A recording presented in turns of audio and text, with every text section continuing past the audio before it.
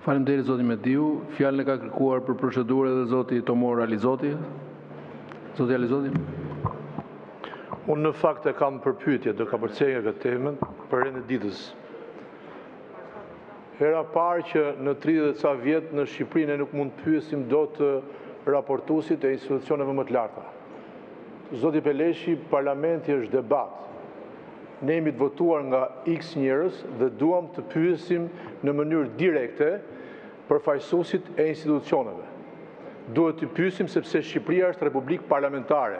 Kjo ndodh në të gjithë vendet europiane, kjo ka ndodhur edhe për 30 ca vjet në Shqipëri.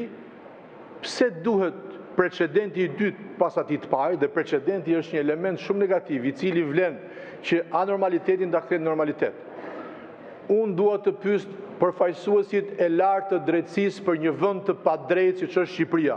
Dua të pyes, ju pse e keni hequr këtë drejtë? Kam dëgjuar, qofsha gabim, që ne nuk do kemi të drejtë të pyesim ata në mënyrë të drejtë për drejtë. Do t'ju dorëzojmë pyetjet dhe ata do lexojnë pyetjet tona. Ku qëndron kjo?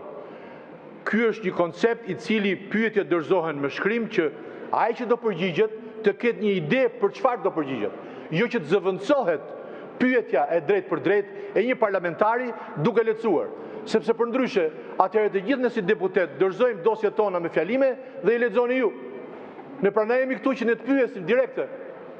Do ju lutesha, sepse kjo është një shkelje e rëndë.